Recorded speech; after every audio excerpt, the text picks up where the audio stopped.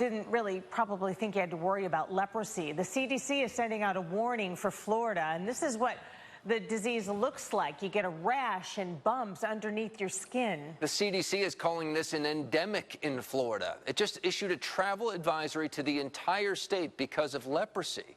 NBC2's Tori Kinley is explaining how you can stay safe.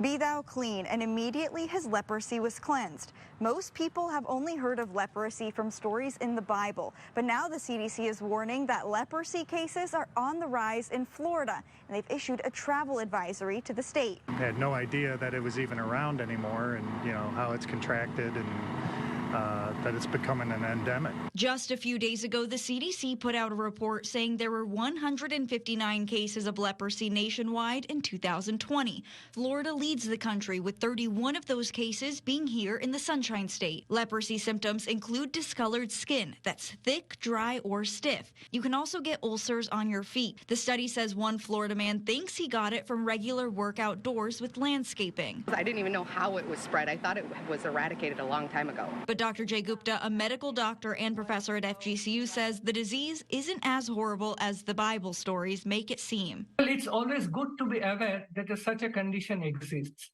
but there's no cause for alarm. Firstly, because most of us, I believe about 90 to 95% of us will never get the disease because we are naturally immune to it. He says you need to have a significant amount of exposure to the disease to contract it, and even if you do, it's very curable. We use 3 very effective drugs. There are 2 kinds of leprosis. For the less serious one, it can be cured in 6 months. And for the more serious one, it might take a year or more of treatment. The best way to avoid leprosy is to stay away from those with known untreated cases and to stay away from armadillos, which are known to carry the disease.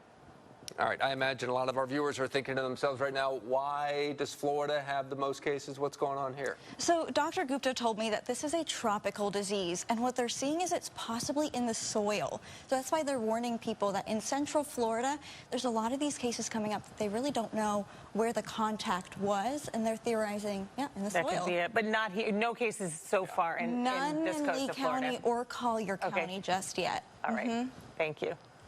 The search